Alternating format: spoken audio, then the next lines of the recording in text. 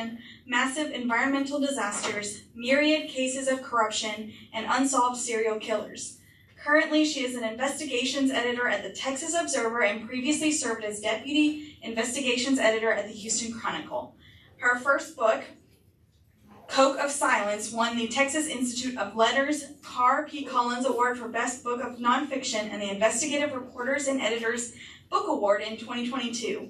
Her current book, The Scientist and the Serial Killer, discusses a series of crimes that took place in Houston with the serial killer Dean Corll having ties to the Houston Heights area during the early 1970s. This case left a lasting scar on the neighborhood's history and shaped public perceptions of safety here for decades. The presentation by the author will last for about 45 minutes with a Q&A to follow. Now please give a warm welcome to author Lise Olsen.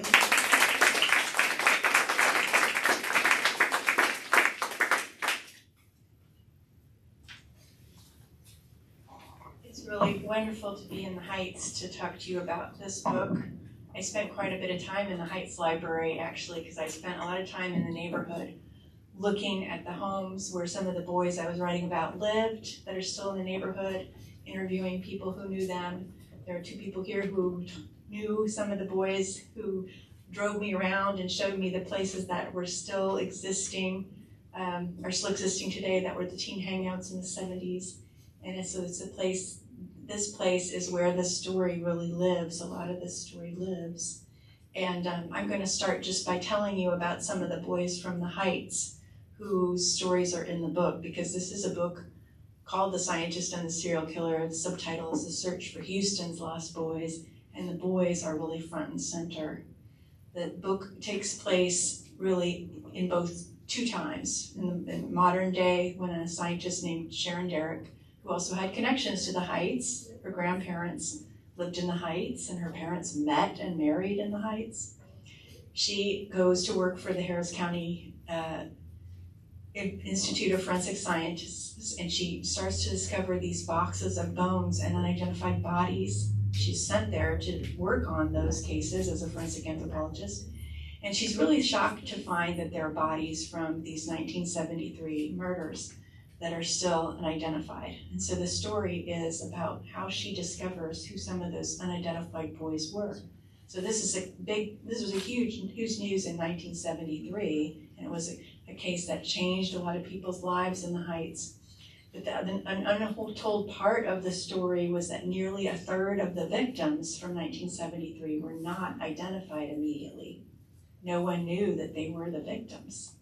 And so this book really is about the kids, the 8 kids who were identified very recently in the last 10 years, and who's before then their families suspected that they were the victims, but they did not necessarily know that they were. There was no proof, and they didn't really know for sure what had happened to them.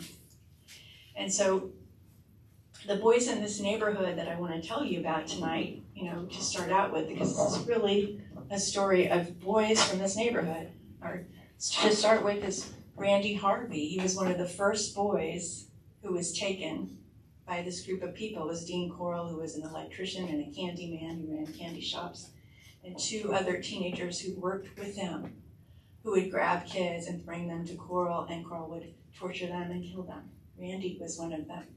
He lived in a small house, a pink house on Shepherd, near the White Oak Bayou, with his mom and his sister. Ike Bunton was a little older. They had just built the Northwest Mall. It had been a big deal in Houston. They'd had a band and everything. He was working at the Tom McCann store as a manager. And his house was right near what was then Reagan High School, Heights High School. It was a block away. He was there with his mom, who was a widow, who happened to work in the county hospital, which is where the morgue was, in the basement. But when he went missing, she and he had been arguing, like some of the other boys had been arguing with their parents about their hair and everything.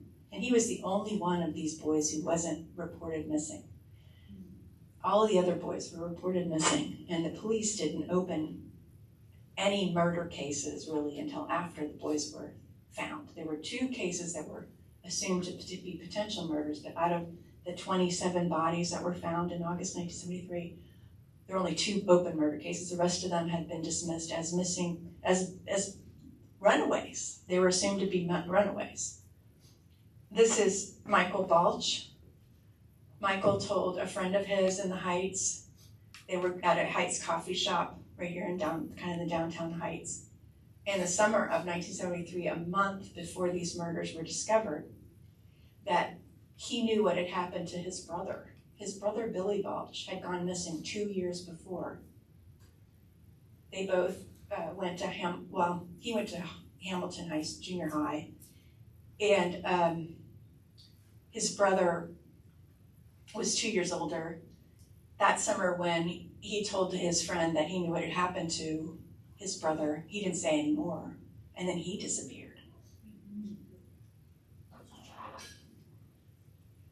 This is Mark Scott. Mark Scott, like Michael Balch and Billy Balch, knew Dean Corll. He went to the candy shop as a kid. He grew up in the Heights, and he also disappeared.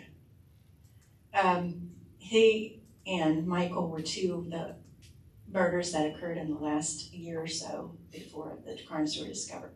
Anyway, those are boys that grew up in this neighborhood. They're in the book. I was going to read a tiny bit to you about what happened to Randy, how he disappeared. It kind of transports you back to the 70s, because this is kind of a different time. The Heights is a different place.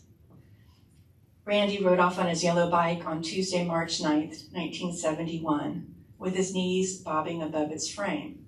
At 15, he topped 6 feet. Though his bicycle was too small and had no gears, Randy was used to the 2-mile ride to the Fina station, where he pumped gas for minimum wage while wearing a long-sleeved uniform jacket under the sweltering Texas sun. His downstrokes were swift as he pedaled past the brightly lit 7-Eleven, then crossed busy North Shepherd Drive, a thoroughfare crammed with used car lots, taverns, and other businesses. The safest route led toward White Oak Bayou, passing the Cowboy Church on 11th Street, where charismatic guitar-toting preachers labored to save the souls of teens drawn to pot. In December 1970, 2 other teenage boys had vanished after attending an anti-drug revival at that temple, only a few blocks from Randy's home. But they lived in another neighborhood and attended a Spring Branch school. Randy likely didn't know them. He worked part-time at the Fina station, located on busy Ella Boulevard, near the humming 610 loop. Though close to the highway, the station was only a block or 2 from Little Thicket, a 10-acre park that had once been part of a large estate, and some of Houston's original log cabins still stood under stands of pine trees nearby. Randy had no fear of riding his bike through sometimes heavy commercial traffic toward the station. Once he reached the bayou, he could follow shady, unpaved paths threading through the trees. He had no idea any danger lurked on that familiar path. A 15-year-old with no father at home, he was used to taking care of himself. He wore his hair long over the collet and considered himself a rebel, a hippie. This is what passed for hippie. You can look at Rodney's face. So this book, at the heart of this book are these boys. So this is not so much a book about the crimes, but you have to know about the crimes to know why they were killed and why they were unidentified for so long. So the killing spree of Dean Corll was discovered in August 1973, and he was only discovered because Corll himself was killed by one of the 2 teens who had been helping him trick other boys, a boy named Elmer Wayne Henley, who went to Hamilton Junior High down the street and who lived in the Heights.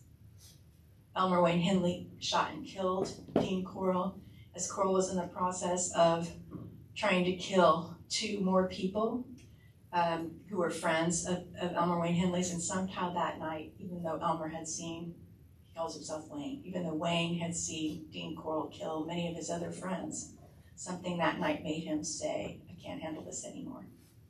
He picked up Dean's gun and he killed him, shot and killed him. Then he called 911, and Pasadena police reported to the scene, because by then, Coral was living in this house, which is where he grew up as a kid in Pasadena. Coral moved around all the time. And that's one of the ways he avoided detection. He would move every couple of months. But he spent the last summer in this house. And it was in that house where Michael was killed. Michael was one of the last 7 or 8 kids killed in the summer of 1973. He's the one who went looking for his brother and who said he thought his brother, he knew what had happened. So when the police come to this house, they first think, okay, it's a case of self-defense, it's some weird drug party, some weird sex thing, because they see this torture board and they see these kids who are terrified. And then Wayne Henley starts babbling about a boat shed where there are bodies.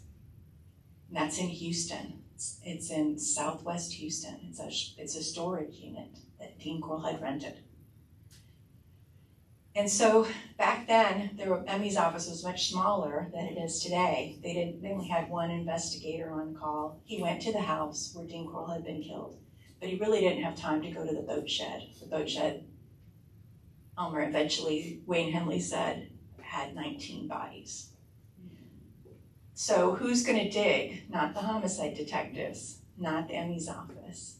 They bring in inmates from Harris County Jail. They give them shovels and they give them a wheelbarrow and they start to dig. In the meantime, Elmer Wayne Henley is starting to talk about kids he went to school with, kids from the Heights, who had been missing for 1, 2, 3 years. Kids like Mark Scott, who was his good friend who lived down the street. Kids like Michael Balch, who he knew Michael's older brother. He said there were two brothers. And police start looking through their files, Houston police, and they have these big filing cabinets of names of runaways, right? And they start finding runaways that weren't runaways. And the families actually start hearing from reporters that their kids are dead. Because they just can't keep up, the police can't keep up, and journalists and reporters and tourists are going to the boat shed to look and see what's going on. The photos show people just peering over the shoulders of everyone else. The searches was just totally chaotic. And they search and search, they spend one day searching, they spend the next part of the next day, and then they stop because they've gotten to 17 bodies, they can't find the other 2 that Elmer Wayne Henley says are there. And Elmer Wayne, in the meantime, has said there's 2 other places. So they run off and they go and they look for these 2 other places. So ultimately, 27 bodies, 27 sets of remains, many of them just skeletal, are recovered. And police, like I told you, had only 2 murder investigations open out of the people who were thought to be the victims. And this set off this really difficult task for the Emmy's office at the time, because these kids were not recognizable. Even the kids who had just disappeared in July and had been buried in Houston's heat in that boat shed, they had already decomposed. And so it became this really difficult task to figure out who were these kids? They were all boys. They were all somewhere between 13 and 21. They were young. Many of them were the same stature, and there were hundreds of missing boys from Houston at the time, and quite a few from the Heights. So they do what they can, but what a lot of people don't realize at the time is they didn't solve them all. You know, there's a bunch that they don't have there's some that they've misnamed, they've found the wrong bones, and there's some that they can't name at all.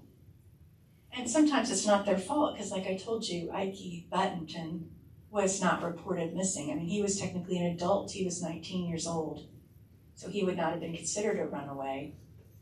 But everyone else had been reported missing. And there were people calling the office and giving them clues and giving them names. There were sisters calling over and over and giving them names. And some people just didn't have any dental records, and that was about the only way. Some of these kids had never been to the dentist. So these cases sort of literally they get put on shelves. Some of them are buried in the county cemetery with a number, and some of them are put on a shelf, and there they sit until Sharon Derrick shows up. Sharon had read about these cases when she was a teenager in Austin. And she remembered it because, like I told you, her grandparents were from the Heights. Her cousins had attended high school with some of the murder victims. One of her cousins went to Waltrip, and one of his classmates, Frank Aguirre, was one of the murder victims. And so this was a case she really took personally. And also, it's a case where she thought, surely these boys have families still looking for them in Houston. And one of the first names she looked at, because she had to do two things. One of the things she had to do was she had to re-examine those boxes of bones. And the other thing was she had to figure out who of all those missing persons that were in the old case files were still missing, were really missing persons that had never been accounted for. And one of the names she finds first is Randy Harvey's. Where's Randy? Did everyone get a chance to look at Randy? So several people had called about Randy Harvey. His sister had left 2 messages and had come to the morgue. His 13-year-old sister, when he got disappeared, she was 15 when his body was found. They didn't have any dental records. His friend had called. There was evidence that Randy had known both Wayne Henley and David Brooks, who was the other teenage accomplice. So there was a really good reason to believe Randy might be one of those boys. So she checks out a box of bones, and she starts doing what she does, which is re-examining the bones. Forensic anthropologists, that's what they do. And in the 2000s, she had this great advantage because she had these new sets of data from body farms and from other sources, from scientific studies, where she could better determine the estimated height and age of the victim. Still a tricky thing to do, but forensic anthropologists can do that better than other people. And she certainly had better data to use than they did in the 70s. So when she checked out that first box of bones, she realized that the boy in whose body was there, whose remains were there, had actually been both younger and taller than they thought in 1973. She compared the measurements of the bones, and she examined the bones, and she saw that this was a tall boy, 6 foot tall, but who still had a lot of room to grow, and who looked to be as young as 15. Well, so that might have been one of the reasons she thought this boy had not been identified as Randy. Randy was one of the oldest of the missing, one of the youngest missing persons, 15, but he's also one of the taller ones. He was quite a bit taller than a lot of the other kids. So she thought, wow, this could be Randy. This could be Randy. And she, of course, had DNA in her toolkit. She could extract DNA from these bones, and she did that. But to make a match, she needed to figure out where Randy's family might be. And that was a trick. I want to go to this right here. So Randy's sister, there were 2 records showing that Randy's sister had visited. And there was a police report, missing persons report, that talked about Randy and what he'd been wearing at the time he was missing. And missing person report made Sharon really excited because there were clothes in that box with the bones. And it was one of the few bodies that had been found with clothes because coral dispersed the clothes and got rid of it in other ways. But Randy's box had work boots. It had a thick jacket. It had some bell-bottom jeans. And so there were clues. There were clues. And some of that seemed like it maybe fit the missing persons report of Randy. But she could not find Randy's sister, Lenore. Her sister was named Lenore Harvey, anywhere.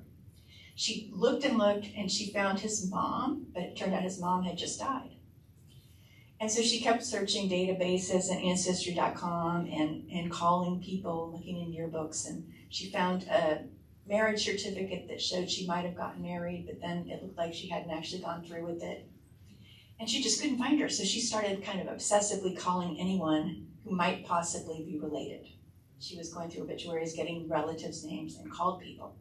And finally one day, the phone rang at the morgue, and they said, a cousin said, I know where Lenore Harvey is. She goes by Rusty Loverick these days, and she gave Sharon a phone number. And so then, about a year after she checked out the bones, she finally has the DNA from the bones, she finally has the number of the sister. And she comes into the morgue, Lenore comes into the morgue with both her DNA and another sister, another of Randy's sisters, which gives Sharon a lot of hope, because even now with family DNA, you can't get an exact match, right? So you have to have, it's better if you have two siblings or if you have a parent. So then she's really excited. And then she shows them the clothing. She says she's laundered it. She doesn't show them any gory photos or anything like that, but she's laundered it, she's laid it out respectfully. They come in and they look at it and they say, Randy had bell bottoms like this. Those boots, that's the right size. Those are the size he wore. They look at this size 30-inch belt and they say, oh yeah, Randy was really skinny. And then they look at the jacket and they say, yeah, you know, that gas station where he worked, they made him wear one of those thick jackets like that. And then they see something that Sharon thought, well, this couldn't possibly be of any help. It was a orange comb that had been in his pocket. And they said, you know, we were poor kids and we all three got combs that were exactly alike. And Randy's was orange. And so this is her first moment of real excitement. She hasn't made the match yet, right? But she's very, very thrilled. So the first year into this process, she pretty much solves one of these cases. And it turns out that when the DNA comes back, it does match. So she has basically found Randy. It wasn't happy, but his sisters were glad to know finally what had happened to him. They were glad to be able to have a memorial service for him. They played the zombies for him. They celebrated his life. They were finally able to do that. And that made Sharon feel really good. And she thought, well, how hard can it be? Now I'm going to be able to solve the problem. But it was more complicated than that. I want to tell you why I met Sharon Derrick. So I am an investigative reporter. I like to write about corruption. I like to write about human rights. I didn't come to Houston to write about crime. But when I was in Seattle, I did a series of stories about the unidentified. America has 40,000 unidentified people in morgues and in graves all across the country. It might be more, but that's what we know about. And all those people represent someone who's waiting to know about their family, about their friend, and possibly someone who's waiting to be punished for what they did to this person. And so I got very interested in that topic in Washington because there was a serial killer in Washington named the Green River Killer, and one of the ways he got away with it for so long is that some of his victims weren't identified very quickly. So I became aware of this critical role that forensic anthropologists play in helping figure these kinds of cases out. And I worked on a story about an unnamed mother and child murder victim that had been unidentified since the 80s. And when we published that story, we published a series of stories. We got a lot of tips about other cases that ended in helping them get solved, but no one called about the mother and child until I got to Houston. And then when I got to Houston, I got a call from a guy from Sydney, Australia named Jay Prasad. And Jay said, well, that picture you had that went with that mom and baby, that we had a portrait drawn of the baby, it matches a picture that my sister sent me after she moved to the US to be married and right before she disappeared of her first baby. And that turned out to be a match. And so I got interested both in forensic anthropology and also the role I could play as a journalist in helping make these connections. So when I came to Houston, I met Sharon because we had that mutual interest. And then she started telling me about this case. And by then, she was really obsessed. She got really obsessed with this case. Like I told you, there were victims all over Houston, but no area was hit more than the Heights.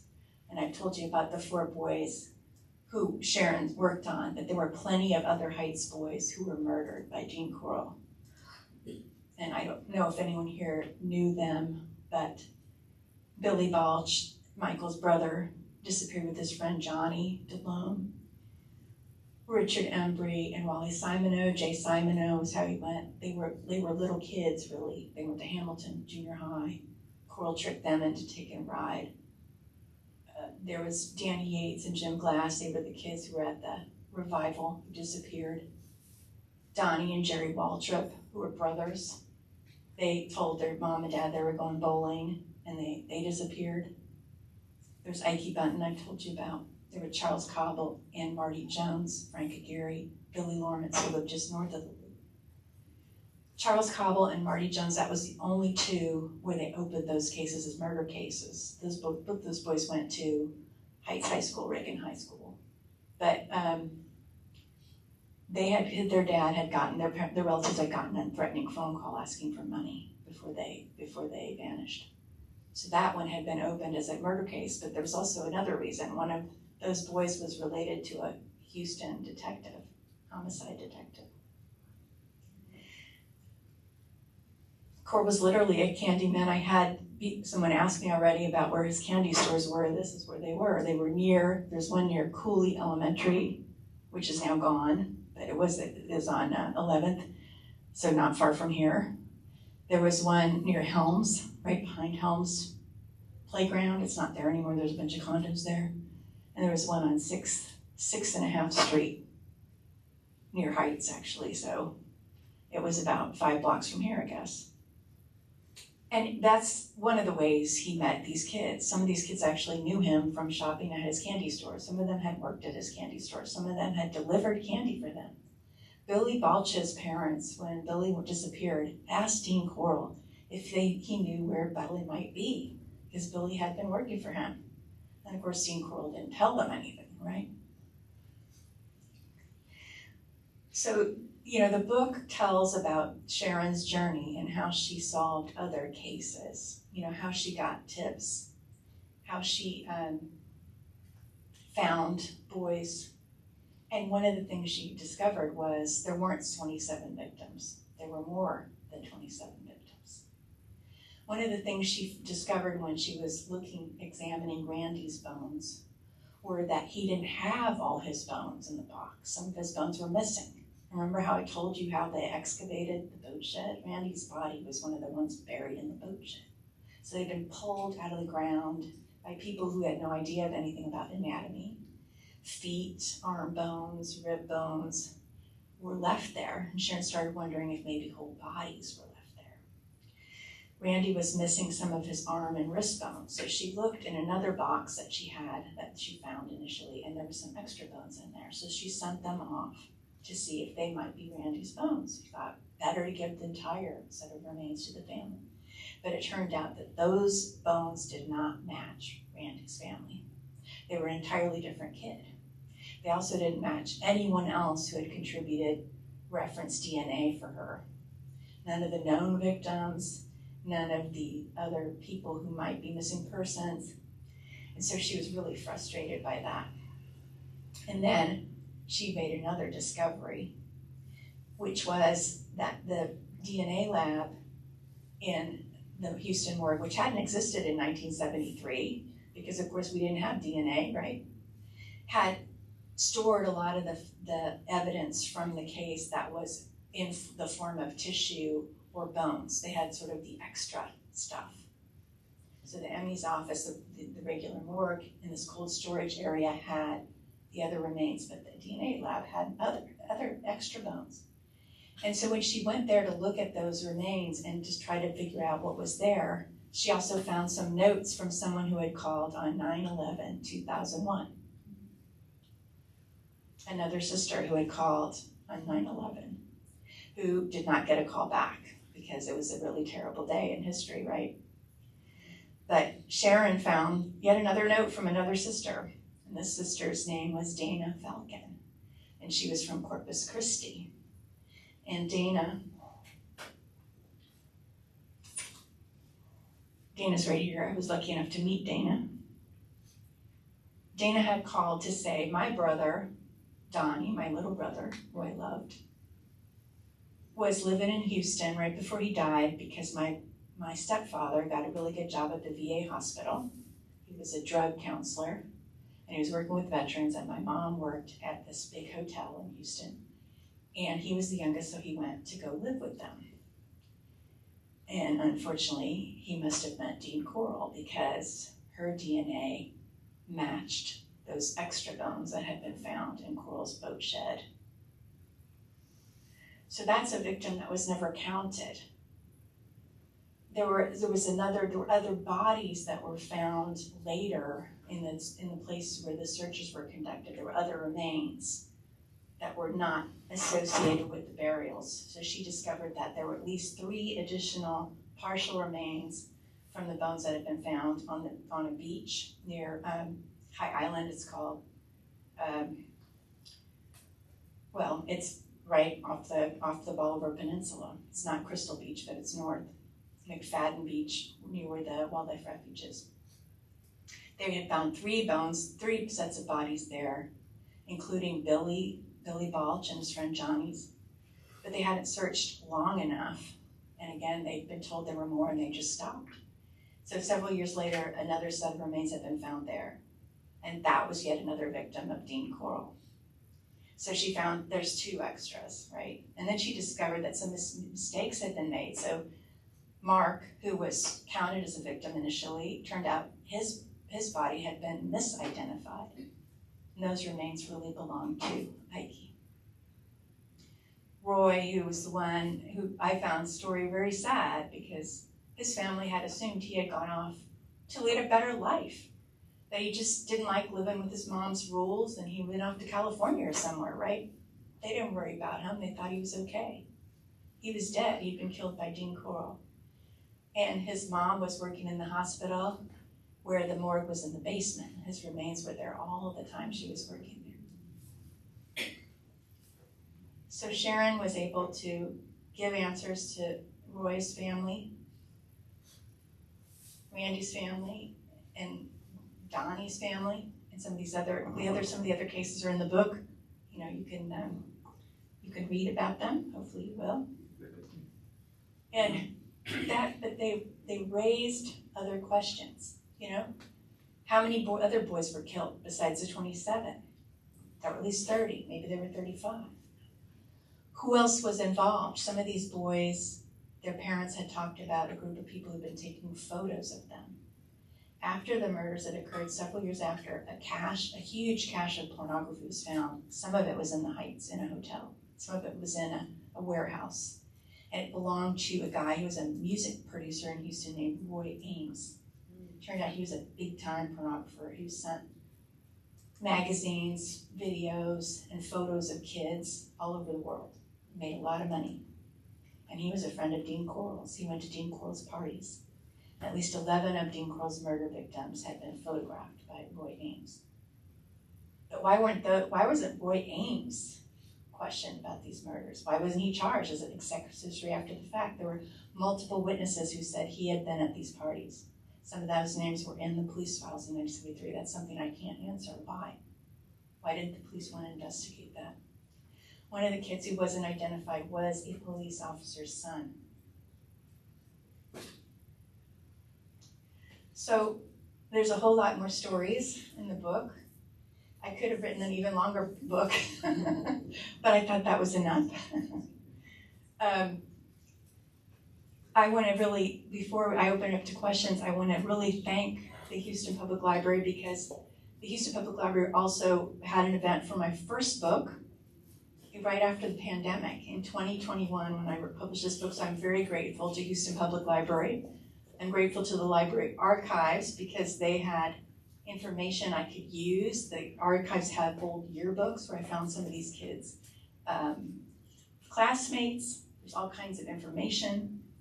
And I want to thank Melissa Ryans, who was the motor behind this event, Olsen Smith, Alan, who's back there on sound, Anna Latimer Blake, who introduced me, Justin Bogert, who's back there.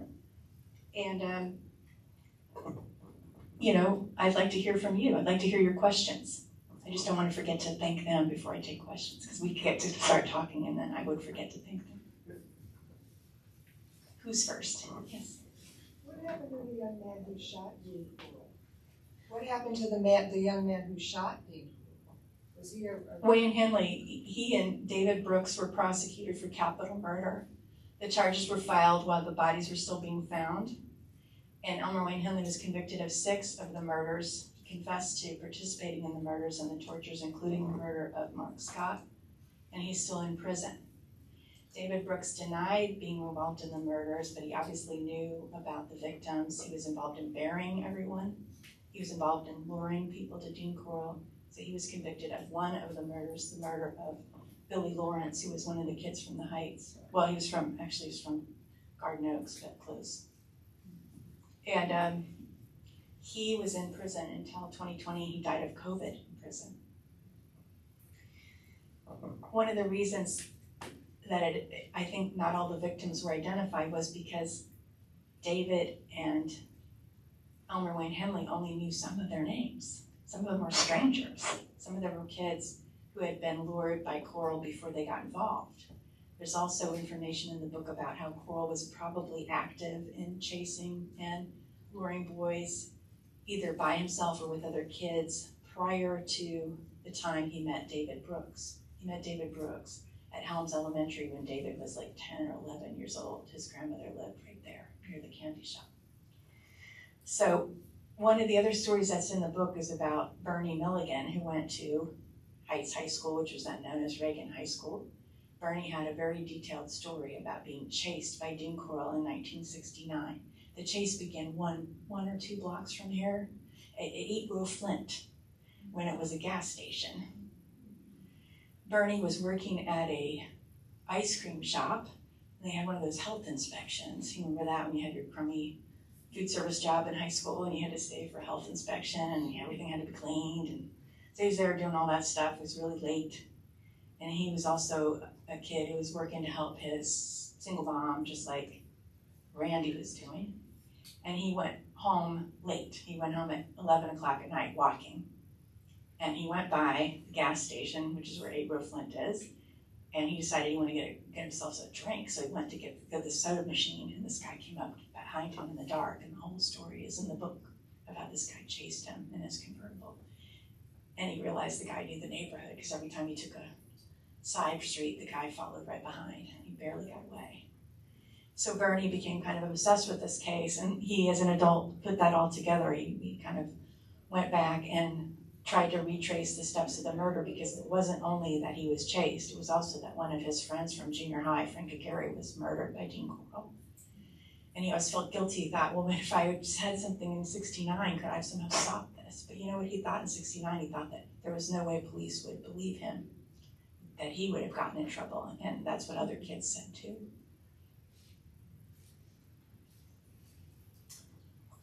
Yes? I haven't read the book, but how many years did this take place?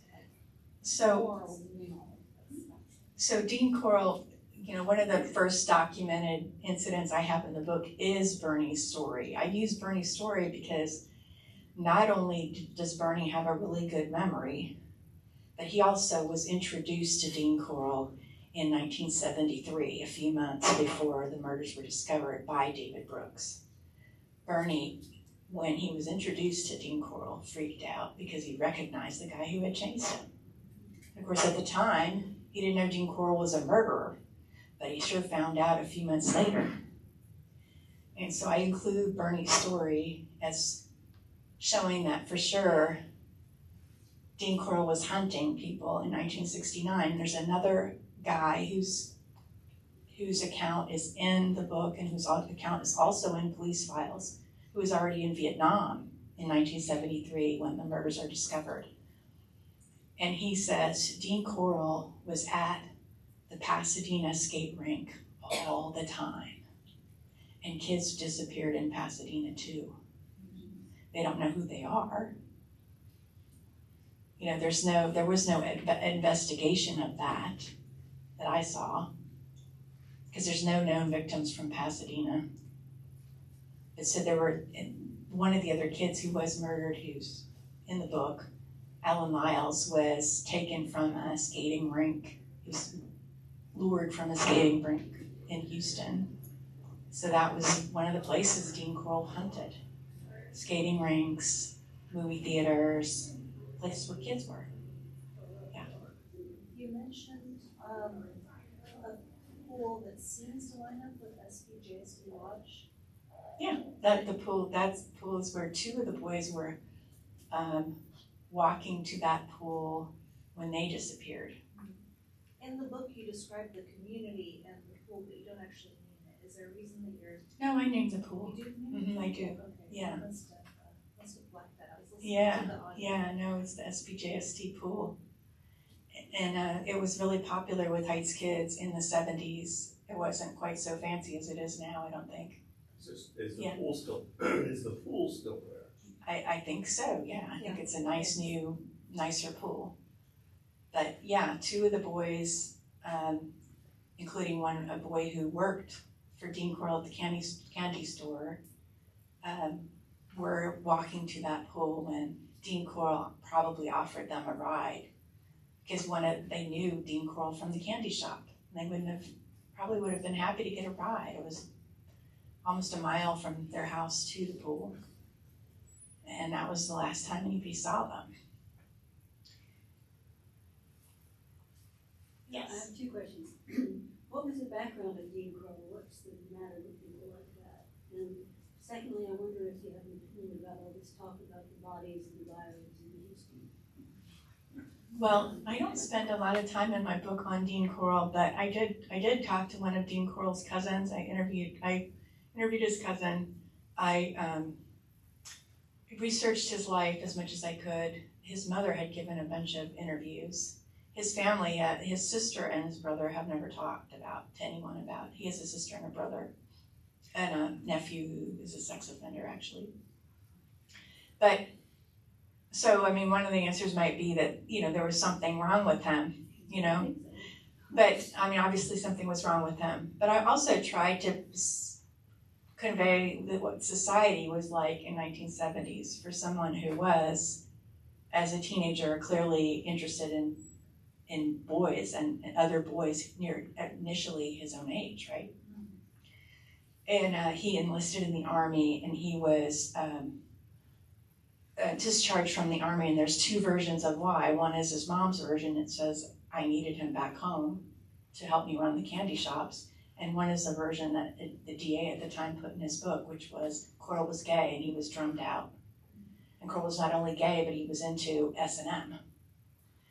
So, I mean, part of it might be that he started experimenting and he killed somebody by accident the first time, and then he liked it. That was one theory that's presented by one of the journalists who looked into the case and who looked into the angle of the gay community's response. It's one of the things that, to me, is interesting when you think about it today, is actually in the 1970s was sort of when the gay community was really becoming much more empowered in Houston. At the time, the mayor and the police chief were really regressive people in 1973. The police chief was named Herman Short. He was a person who was proud of the fact that there were family members of his in the KKK. He was a guy who ordered some of his officers to stop an anti-war demonstration at the TSU dorms by any means necessary. And not the TSU dorms, the Texas Southern dorms, sorry. And he the police fired on students. Luckily, no students were killed, but a bullet ricocheted and hit one of the officers. But that's the kind of police chief you had. That's the police chief who none of the kids wanted to talk to because they didn't trust that department, they didn't trust that chief. But it was right after that a more progressive mayor was elected. And so the gay community was getting power, and they were getting rid of things like raids on the gay clubs. A lot of the gay clubs in Houston were torched. So there was also this weird question of, was Dean Coral a little bit of a product of a very regressive society in which he was already an outcast before he turned to a life of crime? And did the gay community turn its back on some kids who were also maybe gay? Not all of them, certainly, because you don't have to be gay to be raped by a gay man, which is what happened. But some of the kids were, and the gay community didn't speak up for them. No one did. Their parents did, but the police chief at the time blamed the parents for these murders. Literally, the press conference I found the entire transcript of the press conference because of a reporter from the Village Voice who came to Houston and had a big archive of all of his stuff he found in that month, and he was the one who talked to a lot of the gay community leaders, and it's in the New York Public Library archives, so yay for library archives. Lots of great archives in Houston that are also in the book, and also New York Public Library archives. And so there's this amazing story, about every single word he said that day, and he literally blames the parents. He says it's their fault that their kids were murdered, and that the police couldn't possibly have seen any patterns in this. And he was saying this at a time when both newspapers, because we had the Houston Post and the Houston Chronicle, were running front page maps showing how many of those kids had lived a few blocks from Elmer Wayne Henley, how many of the kids had lived near Dean Corll's candy shops. And so, he was clearly not wanting to take responsibility for this. But the real heroes of the story are the Pasadena police, who really are the ones who helped bring this case to light. The Houston police, though, they don't follow up on a lot of things at the time. And I'm not saying the Houston police are like that today, but that's how they were in 1973. The bayous now, I just feel like we don't have enough information, but I think anytime there's a pattern of body dumps in the same place, we should ask questions. Now, is this really in the same place? It seems like it's in all different bayous all over the city. But there aren't a lot of patterns in terms of the ages or the circumstances of life of the victims. So I think we just need more information. But I think, it's a good thing as citizens that we ask questions and we participate. Yes? As part of your investigation, did you speak to the accomplice that's still living in prison and get any indication of how he was convinced or coerced at such a young age to participate in the accomplice? Elmer Wayne Henley spoke to Sharon Derrick, and the whole interview with Sharon is in the book. By the time I tried to speak to him, he was already being interviewed for the HBO special The Apprentice, which is about these crimes from his point of view, in which he is the victim, and really, that's the main narrative of that, if you've seen it. And the police and the victim's family members were really angry about that project, and they interfered with his ability to do any press interviews. So I was not able to interview him. And I don't really blame them for being angry, but that's really unusual, and I was really surprised at the time. I did have letters from him, and I have a lot of information from him that I got from other people who interviewed him. I also was able to get interviews from people who were dead, from other journalists who had interviewed them, who had tapes, or I found another tape of one of the interviews in the New York Public Library. I had a friend at one of the TV stations, Ted Oberg, who had interviewed the two people who were there the night Dean Corll was murdered. He interviewed both of them.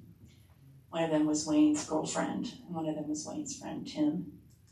And so I had a lot of other material, but I've never interviewed Wayne Henley because the families had shut it down.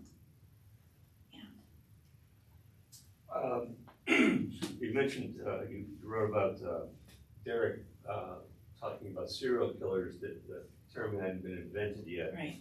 And then in December of 2007. John's already read the book. Sorry. Oh, I don't mean spoiler alert. No. And then you wrote about Derek in December 2007 that Henley had mentioned to her that the inmates were throwing boxes of cereal because he was a serial killer. Right. So I was wondering when that term then actually started. Well, the term serial killer was coined by the FBI really in the 80s. So it wasn't that long after this. They called these the mass murders at the time, which now we consider that to be one incident where a lot of people are killed. And they started at that point interviewing killers in prison to try to learn more about this phenomenon, to try to do better investigations of these kinds of people. And actually, Bernie, who was chased by Dean Corll as a teen, he never became a homicide investigator, but he became an investigator of people who were hackers in the whole communications world. And he studied profiling in that world. So I used Bernie, the chapter that's about Bernie, to explain profiling and explain how serial killing, that term was coined, and what kind of serial killer Dean Corll was, according to Bernie anyway. He thought he was a organized, there's sort of organized serial killers that have tools, that have methods that are very highly developed. Yes, Olive. Do you have unanswered questions that you would like to explore more and just didn't want to keep the book going bigger? I don't know, I wonder. Yes, I mean, I did. I raised some, I don't want to give away everything that's in the book, but one of the things you'll find if you read the book is that, there were these adult accomplices of Dean Corll that were linked to the porn ring, whose victims were alive, and I found some of those victims and I talked to some of them. I would have liked to spend more time talking to more of them. Try to find out more about that ring and what was going on in the 1970s. Some of the people who knew things were either not willing to talk or were gone already. So that is to me, a very troubling thing is there's a lot of information in the police files about Dean Corll being involved in a porn ring that Elmer Wayne Henley and David Brooks tell police from the beginning. But there was a lot of additional evidence that came out later that was really true. It wasn't a fabrication. And I would have liked to get more to the bottom of that. And I was certainly hoping that the person who owns the boat shed, which still exists, would agree to allow it to be searched, because Sharon was ready to get grant funding and students to go do that to see if there were additional bones, and they refused. Oh. So that is something that I still hope to learn more about someday. Maybe someone needs to buy that boat shed. We need to fund together for it. Please rent it. Some of your scenes had such incredible detail, including Bernie's first glance at Corll's eyes, where he said he thought he saw like a hunter's look, and he wasn't sure. Like that split second was amazing. But the other scene that I could have sworn you were on the ground for was the exhumation with the two, with Derek and another medical examiner. Mm-hmm. What was the source of those details? So Bernie, obviously first of all, Bernie has an extraordinary memory. He's one of those people who's gifted with a very vivid, very accurate memory, which I think served him as a person who became an investigator later. But he had written an account of that himself. He gave me extensive interviews about it. He drove me through the heights, showed me where, we went to 8 Roeflint. We went around to where he had lived. He showed me the proximate, route. And so all that allowed me to kind of rebuild, both from his point of view, what happened, and also add in details from things that still exist, that existed in the 70s.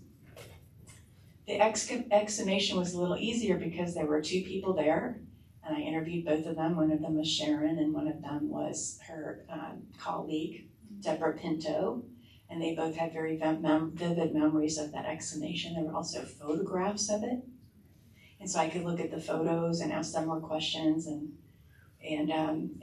also, things from that exhumation were really related to the discoveries that later came from that You had it exhumation. down to like the weather and the building of the shirt, and I was just like, I feel like I'm watching a movie right now, but that was all in the stories. Yeah, well, these days the internet helps with researching the weather of the day. I could look for the weather on the day the boat shed was searched and find out what the high was. It was really hot. It was awful. I felt terrible for those poor prisoners who were forced to do that.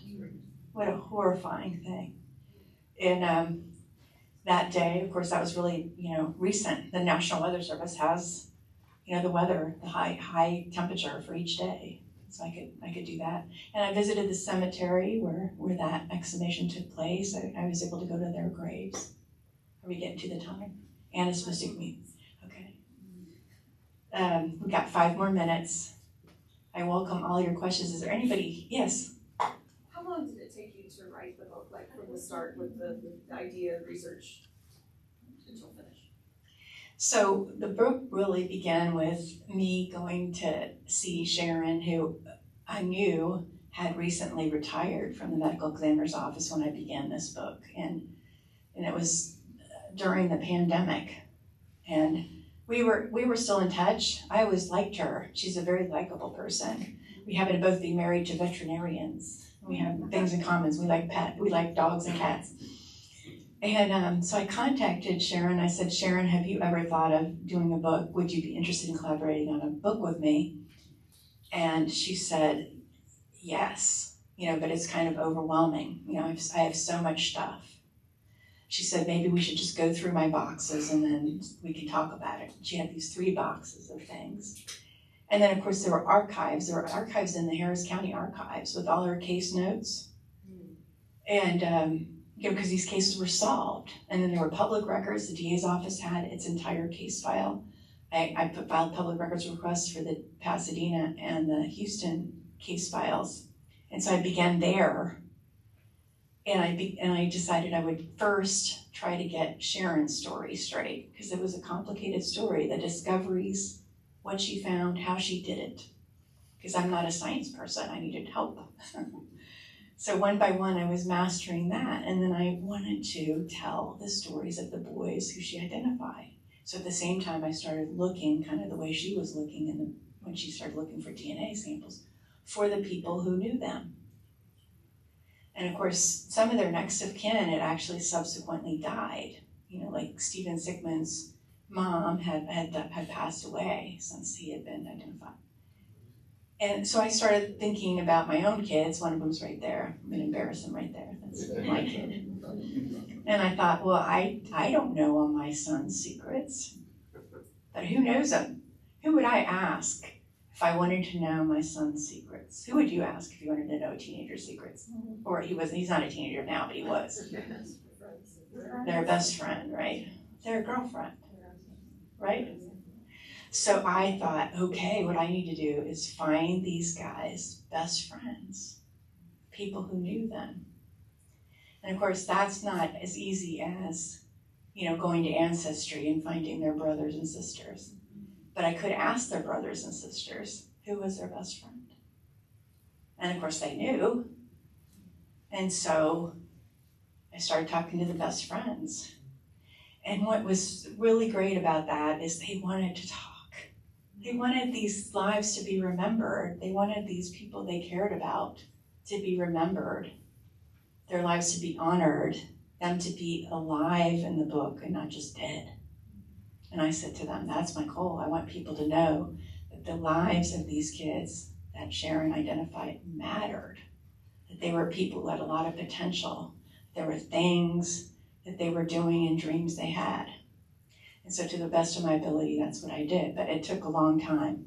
The Sharon pieces came together first, and then I began my big hunt for people like John and Cindy, who are right there, who knew some of the murder victims. They're very gentle. They're in the book. Celebrities with it. I wasn't going to embarrass them, but I decided I would. But there were people who really cared about these boys who wanted to tell their stories. And that took a while. So the short answer is it took 5 years from start to finish. The first year was really Sharon, and the rest of it was doing all the rest and going back to her many, many times to check things. Any other questions? Are we done? Oh, okay. One more? Is that okay? We have time for one more? Dean's mother, is she in the book a lot? Did she give her maybe red flags about my son when he was really young? Or he was somebody to watch out for? No, Dean's mother thought her son was a great guy. And that she never believed he did this. She believed that the boys had told lies about him, that Elmer Wayne Henley and David Brooks told lies about him. But her interviews, she gave these really long interviews to the Houston newspapers and also to her hometown newspaper, because she by then had already moved to Colorado. And she was a very eccentric person. And some of the things she said were very revealing, I think, which was she was very much somebody who had controlled Dean for a long time. And she said, Dean liked to hang out with younger boys. They, because he gave them things, he gave them toys. And so her view was these younger boys took advantage of him because he was so generous. And, you know, today, I think we would find it a little bit odd that a guy that was 30 was hanging around with teenagers and giving them presents and taking them surfing and inviting them to parties at his house where he did not drink or smoke. He just let them drink and smoke as much as they wanted, right? That we didn't have the concept either of, you know, registered sex offenders. We didn't have Amber Alerts. In fact, it really wasn't even that illegal to take advantage of teenage boys. It was sort of a very, you know, considered a minor crime. They toughened those penalties after this. Nationwide, there were no child sex units in any police department in the 70s until like the late 70s. LA was the first one. So that's why I wrote the story, because I thought this story was really still relevant. There's still people who do things like this. We've heard of Jeffrey Epstein. You know, it's the same kind of thing that Dean Crowell was involved in. And we still have a lot of people who aren't identified. So I wanted you to learn about some of the kids that were from your neighborhood and maybe remember some of their names instead of remembering the Candyman. Remember Randy Harvey, or remember Ike Bunton, or remember Mark Scott, or remember Michael Balch, who went out after Dean Crowell and instead got killed. So thank you for your time. I hope some of you win the books.